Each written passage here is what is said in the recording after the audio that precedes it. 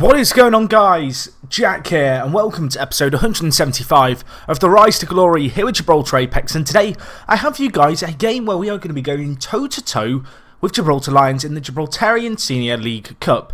A little bit of an unusual game, I guess, but it does mark the end of December and obviously the end of the year 2037, and it's been quite an eventful year. The reason for doing this game really is the fact that I want to get some revenge over Lions, who of course beat us in the Pepe Reyes Cup, and additionally I would like to do a kind of halfway point in the season kind of review of Gibraltarian football at the moment, because it's been quite an interesting year. There's been a bit of a shake-up in terms of the hierarchy, progress being made by teams on and off the pitch, and well, today, as I said, we're going to do the game, and then we're going to just take a look through a few things that are going on. So I don't expect this to be a particularly long episode, but I feel like it's a nice episode to do. It's kind of something that I've not done enough, I don't feel like, focused on the Gibraltarian football, and you know, to be fair, over the last few years it has been fairly stale, but this year things really have become quite interesting, I guess is the best way to describe it, really. There has been a big shake-up. Teams are performing a lot better than I expected them to. Some are really underperforming as well. Of course, we'll talk about that shortly. And in Europe, we've seen some really good progress. So it's going to be worth kind of sticking around throughout this episode just to learn a bit more about what's going on. In terms of today's team, it's kind of the standard 4-3-1-2 team we're going to play. It's Ludwig Young in goal, Kabasele, Mustafa, Assad, and Gaiganov kind of as the back four. In midfield, we've got Volsky, Mini Mosca, and Gilvan, and then the front three, kind of Girard playing that centre attack in mid-roll, and Mosca and Duz leading the line, of course. But anyway, we do want to get a bit of revenge on Gibraltar Lions. We did actually beat them 2-1 earlier in the year in the league, but of course that Pepe Reyes Cup, the 1-0 defeat, still lingering over us. I'll tell you what's not lingering over us. Gilvan's long shots. He scores another. He loves to score them. He scores a lot of long shots, does Gilvan, the Brazilian. He got one, I can't remember who it was against now. It might have been against Benfica. But either way, that's another one to add to the scrapbook. Mosca kind of drifted inside, just hooks it back, and Gilvan, he just runs onto it and lashes at it. Hits it through a crowd of players, hits it with power. Wasn't exactly in the bottom corner, but the keeper caught off-sighted. And, well, 1-0 up. The perfect start to this game, obviously. A little bit of dignity to try and make up for and try and recover in this game after the humbling defeat, shall we say, against Gibraltar Lions in the last live con we did against them. Kind of interestingly, I kind of alluded to the fact the hierarchy's been shaken up. Gibraltar Lions in the league have lost more games than they've won. Yes, they're not quite as impenetrable as I thought they once were. And well, Ludwig Young, he's impenetrable as well. That was a real opportunity for Gibraltar Lions, and I think it was a double save by the Swedish goalkeeper. Really nice stuff by him there.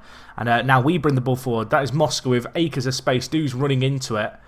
Gaiganov, can he get a ball of quality? And he can. Du's near post. Makes it 2-0. Really nicely worked goal there. And, well, we get 2 goals ahead and things are looking fairly comfortable, I want to say. Of course, Gibraltar Lions, they did have that real opportunity, but we've ridden through that storm. That's a great ball by Gaiganov. Picks out his man. Du's on the volley. Not an easy goal by any means to try and wrap his foot around that and divert it goalwards. But he did it with ease in the end. And, well, 2-0, we look good. That said, obviously, we know that Gibraltar Lions can be a threat. We know that they can cause us some problems. And they're on the attack here. Delgado probably should have done better for them. Again, a second clear-cut chance of the game. For Gibraltar Lions, had a second chance really squandered by them. Looking at our team, everyone's performing fairly well. Fitness, not too much of a concern, really. With this game, I am just playing the strongest 11 we have. You know, I don't want to get knocked out of the Senior League Cup to Gibraltar Lions in the quarterfinals. This is actually a game that was meant to be played, I think, in early November. It's been delayed by a month and a half. That because of international matches kind of having to force it to be postponed by both sides, ourselves and Gibraltar Lions. We're kind of lacking squads because it was around the same time that, or the game was scheduled for around the same time, of course. It was the Sweden and Italy games that we did a few episodes ago. Either way, Gibraltar Lions, they're still creating opportunities and still coming forward. Got to be very wary of that, I feel like. I mean, at half-time, we're probably going to go in 2-0 up now with time ticking away, but Gibraltar Lions have had some real opportunities. There is going to be one more chance, perhaps, before half-time. Gaiganov, not the greatest touch by him, and, well, Salas, the Gibraltarian player, we're very familiar with getting the ball clear, although it does come straight back to us. Mosca can't quite thread that ball through to Gilvan, but nice defending there by Mustafa. And now Gaiganov down the right side to Mosca, near post. He's offside. It would have been a miss anyway. He hit the woodwork on the near post. But at half time, 2-0. Both our fullbacks on a booking is a little bit concerning. But really, with the exception of that, it's been a very, very good kind of first half to the game. Really can't complain about how things have gone. Obviously, Gibraltar Lions perhaps had a few more clear-cut chances than I'd like. But at the same time, it's been fairly composed so far. We've always had that kind of 2-goal cushion, really, since, the second goal went in, which was in the 20th minute. It's been fairly comfortable. That said, I would like to extend the lead if we can and really put it beyond doubt. And we are bringing the ball forward here. Girard trying to pick out Mosca, gets intercepted, but we recycle possession. And Giganov out on the right-hand side, he's been very critical for us there. Whips in the ball, it's cleared away. Volsky on the volley, hits the crossbar. I mean, Gilvan got a really nice goal to start it. I feel like Volsky's strike there, if it doesn't hit the woodwork and ricochet out, he trumps it. Would have been an absolutely insane goal for him. And now a set piece, and it's Niguez with the goal for Gibraltar Lions, his second goal of the season. It's 2-1. Squeaky bum time does now commence. Gibraltar Lions, they've had 6 shots, but they have had 3 clear-cut chances. Ultimately, a set piece is what's been beaten here. Ludwig Young definitely has to do better with that. Obviously, he didn't give the greatest performance for Sweden's national team against us in the World Cup qualifiers, and that was another questionable bit of goalkeeping, I think it's fair to say, by the 33-year-old. Either way, we need to remain resolute right now. You can see here, Lions, they're only 1 goal behind, and they do have the ball and they are bringing it forward here. And they've had opportunities in this game. They might even get another here. Ball inside to Patriak, who lays it off to Lukic, who whips it in. Giganov, nice interception. Now can Mosca just get it clear? Girard and Duz on ahead, drifting out wide on the right-hand side. Can he whip a ball of quality in? He beats his man, all ends up. Lays it inside. Girard, nice finish. Lovely run by Mosca. Real moments of quality, really, by Mosca there down the right-hand side. And, the finish by Girard was not too bad either. Mosca, very unselfishly, intelligent ball there. Just pulls it back to kind of, 10 yards out, really. And it's just there for Girard to strike. Beats the keeper at the near post, but it was a difficult effort for him to deal with. And, normality somewhat resumed now. I'm going to take off Cabasele for Graffiti, just because I don't want to see Cabasele get sent off. Mini Mosca's not the greatest game, so I'm going to bring in Tiago. And I'm also going to take off Duz and bring on Glenn Andre, the youngster. So we're going with the triple change fairly early on in this game, I guess, really, with 20 minutes left. But I want to get on some fresh legs. The 2-goal cushion looking fairly comfortable, I think it's fair to say at this point. And it'd be nice if Glenn Andre and co could have a little bit of an impact on the game. So giving them 20 minutes, it really gives them a chance to do that, rather than perhaps bringing them on for the last 2 minutes. That said, not a lot happening at the end of this game. It's going to finish 3-1, I imagine. We're way over extra time now. They might have one last chance here. Benitez scores for Gibraltar Lions. I mean, the ref was meant to blow the whistle 2 minutes ago. I don't want to complain, but I mean, just an observation. Benitez, he finishes it well, to be fair. Ludwig Young, I think he was ready just to go in, really. He'd seen the time. He thought it was over. But that's surely it. I can't see Gibraltar Lions getting another. It's the 93rd minute. We were meant to play 1 minute of added time.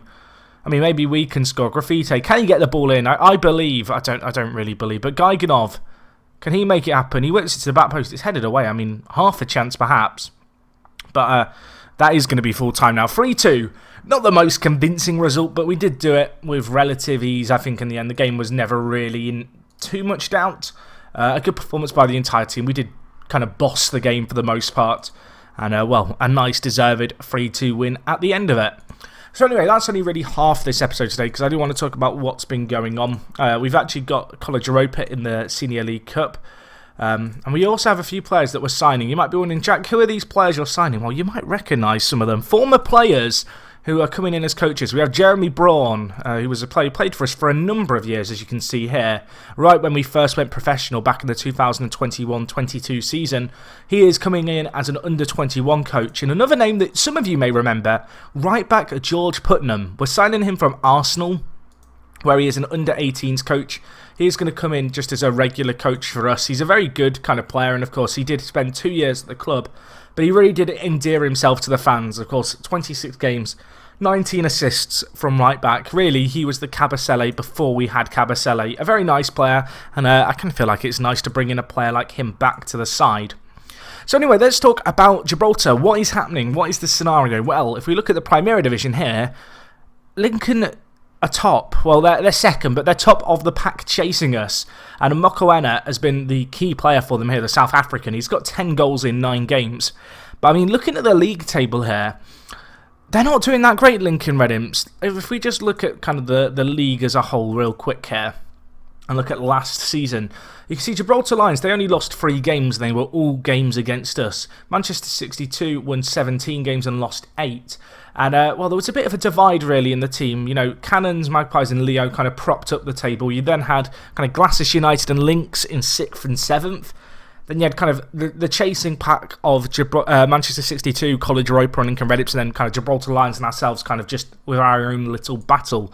This year, we're very much with our own little battle. You can see 11 games played, 11 games won. We're comfortably top of the table. But this is where things get interesting, because second place Lincoln Reddips have lost 2 games, drawn 3 and won 6. Of course, Gibraltar Lions last season lost 3 games all against us. They have lost 5 games so far this year. And if you look at the teams they've lost to Lincoln, they've lost to College Europa, they've lost to Manchester 62, and they've lost to Glasses United, who this year have been a bit of a revelation, I think it's fair to say. But you can see, looking at the table, it is so tight, really, between all the teams. There is a real risk, actually, that this year Gibraltar Lions could miss out on Europe. Of course, the top 5 teams in the league do get European football.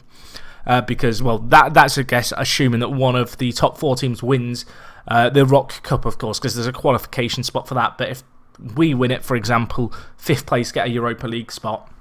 But speaking of kind of Europe in general, this is where things kind of get interesting for the year, because I talked about it a while ago, the fact that we had one year, I think 5 or 6 years ago now, that Gibraltar Lions got to the Champions League group stage, and that was that, and they've never really made a splash elsewhere. This is where things get interesting, because if we look at the Europa League first knockout round, Gibraltar Lions are there. I've got to find the rest of the teams now. College Europa are there. And Manchester 62 should be here somewhere, if I can find them. Where are they? They're there. They're playing Lazio. So you can see College Europa, Manchester 62, Gibraltar Lions. We had 3 teams reach the Europa League knockout stages, which is absolutely massive. The fact that those 3 teams have performed that well and really stepped up to the occasion. If we look at the groups, you can see here, College Europa actually went through in a similar situation to the situation I was worried that we might end up in, if you can remember, where you kind of have a three-way tie at the top of the table with teams on 12 points. That said, they advanced from a group with Villarreal and Wolfsbergen, which is an incredible achievement for them, because they've never progressed from this stage in the competition. I don't think anyone has. Maybe Lincoln did it... maybe Gibraltar Lions did it once. I might be wrong. I mean, answers on a postcard if you can remember. Elsewhere, Manchester 62 finished second in their group. They finished just behind Fulham, who actually, I believe, have College Europa in their game. They finished on 8 points, but they went ahead of Braga, which was good to see. You can see they beat Braga 1-0. And they also drew against Braga, so on head-to-head, Manchester 62 went in through there. And in Group K, Gibraltar Lions won 3, drew 3, went unbeaten, finished on 12 points. I mean, fair play to them. They topped a group with Marseille and Besiktas in. So that's really good stuff. You know, we've not seen that level of progression, really, from a from a Gibraltarian side in Europe in quite some time. And what this means is, if we look at the national club coefficient, of course, a value which, if we look at ourselves in 12th, it's kind of hovered around the 7.6 mark, the 7.3 mark, depending on how we get on. This year so far sits at 9.7. Now, if you don't know about coefficients, just to kind of explain it in kind of really, really basic terms, which probably aren't that accurate, the way it works is that each team is given a score based on their performance in Europe representing their nation, and then the total score of all the teams in Europe for said nation is divided by the number of teams to work out an average kind of contribution by each team. So one issue we've had is that between 12th and 13th, the difference between those spots is in 12th you have 5 teams going to Europe, in 13th you have 4 teams. And we went through that yo-yo phase where, because every time we got to 12th, our score was suddenly being divided by 5 instead of 4. We would immediately kind of go back down a little bit because our score would drop. Whereas this year, because of how well the other teams have performed in Europe so far, the coefficient kind of score for this year, the average per team, is 9.7, which we've never done before. The previous highest was 8, so that gives you an idea of how much it's jumped. It means our total coefficient for next season currently sits at 38.6. But if we compare that to teams around us, that could really see us shoot up a little bit in the coefficients table. So that's something to be excited about. And hopefully, 1 or 2 of those Gibraltarian teams can kind of make it through the knockout rounds and kind of go that one step further for us. That'd be something really nice to be able to see. Anyway, in terms of other stuff going on in Gibraltar, there's not too much really. Obviously, the transfer window is back open now in Gibraltar. I don't think I've ever really talked about this, but in Gibraltar, the transfer window runs from the 26th or the 27th of December to the 26th or 7th of January, which is a little bit odd, but it has meant that we have started to get a few deals done. If we just have a quick look here, you can see in terms of transfer history, I have brought in Vosek, and the reason I brought him in, you might remember this guy, I sold him. I want him to go and play for Gibraltar's national team, and Lincoln Redimps were looking to sell him, having bought him off us for 15 million. I didn't want Dortmund or Bayern to get him, and they were sniffing around, so I went in and got him for £4 million. A bit of a tactical signing, really. Ethan Brunt, the other player who I have signed, you can see, obviously, playing in the reserves, a player who plays for the Gibraltar national team. Some of you guys are probably familiar with him.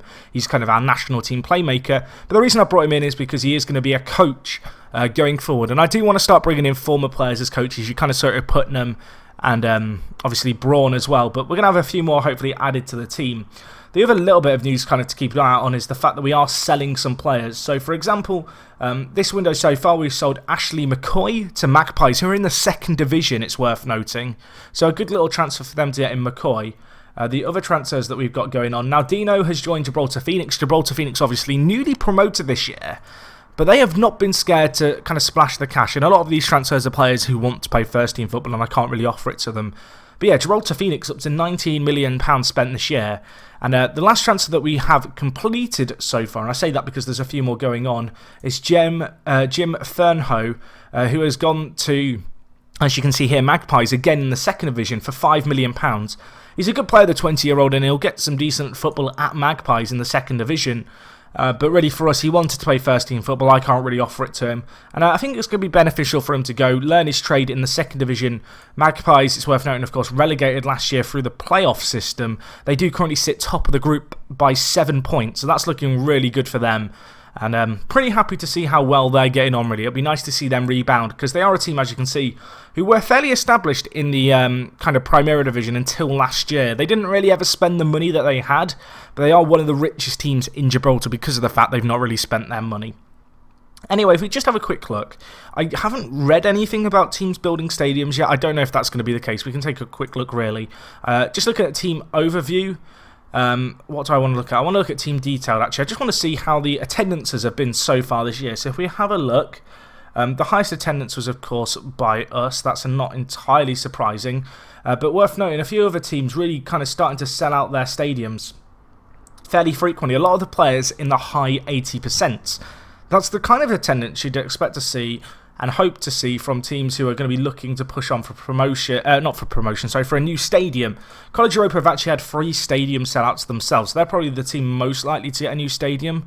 If we look at facilities, it doesn't look like they have one on the go just yet. But of course, all the kind of teams are still sharing the national stadium at the Victoria Stadium. I do think that will change in the coming years, though, and that'll be kind of interesting to see how many stadiums we end up with. If you've ever seen Gibraltar on a map, you'll know it's absolutely tiny. So the idea of having kind of 6 or 7 stadiums is a little bit ludicrous, and in my mind, I'm imagining it as kind of a giant pier with just loads of floating stadiums all at the same location for all the different teams, which would be a really cool setup, really, for a Super League going forward. I mean, I'm not against the idea, but it's probably not the most practical. But anyway, that's kind of what's going on, I guess, around in Gibraltar and stuff at the halfway point. As I said, there's a few more transfers going through in terms of players that we are selling. I'm not selling Gerard or Magdi, but for example, Ivan Garcia might be going to Manchester 62. Garcia, 21 years old, Colombian, a player who I'm desperate to get into the Gibraltar national team, assuming Colombia don't call him up. And we also have a few other players like Paulo Gomez, who's likely to go out on loan, the Spaniard, to a Gibraltarian side.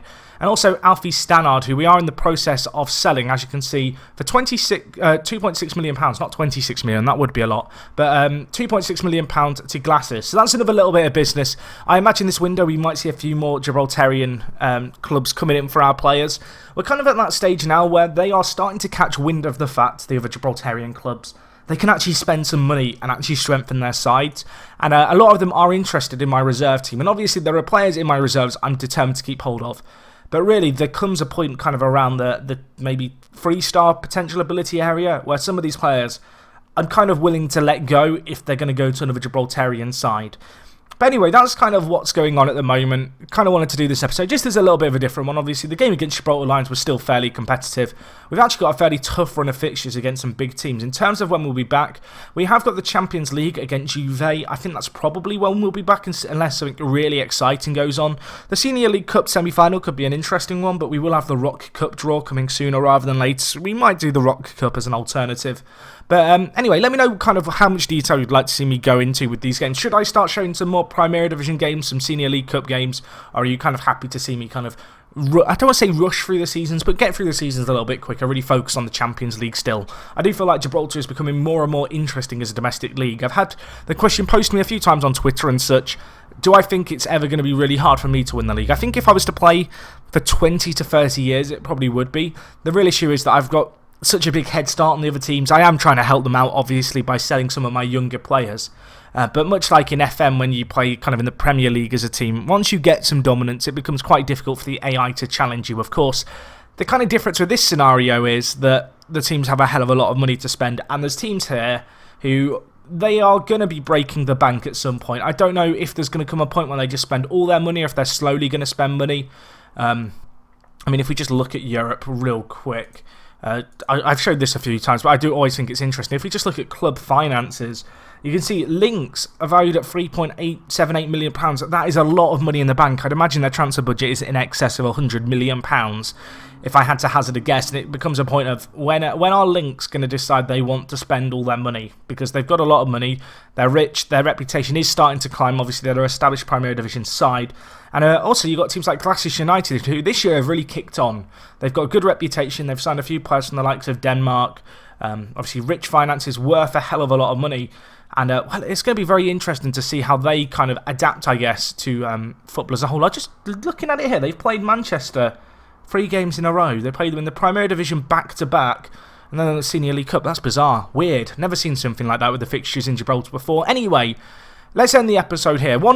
Actually, I say that. One more fact. I've had some people tell me, Jack, you're top of the league, it should be easy. I would like to make the point, and it's not really a point, but it's kind of something that's interesting that I noticed, which is the fact that if we just look at Daniel Duarte, who's been at Gibraltar Lions for a number of years, he has spent £328 million on players and sold £55 million worth of players. So what's that, a net spend of about £275 million?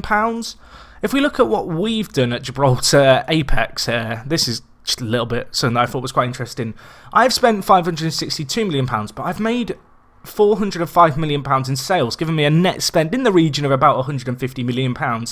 So as much as I am kind of the big dogs and such, I don't think it can be kind of understated, I guess, how good some of the businesses that we've done in terms of signing players. Yes, we've spent more than the likes of Gibraltar Lions, but we've done a pretty good job selling our players and kind of keeping a steady cash flow, really. And obviously that's kind of reflected by our finances right now, where we sit with £182 million in the bank. Our transfer budget is £102 million. I know there were people screaming out at the end of the first transfer window this year, Jack, spend your money. I am looking at players, but there's no one who really stands out to me. I'm quite happy sat on £102 million at the moment. But anyway, guys, I'm going to wrap this up here. I'm kind of rambling on a little bit, but it was a good episode. I enjoyed it. Obviously, we've got Putnam and Broad joining the coaching staff, which is always nice. If you have enjoyed today's video, please do leave a like. If you've got any comments, leave them down below. And yeah, other than that, thank you so much for watching, guys. It is me, Jack. And yeah, I will talk to you guys in a bit. I'm out.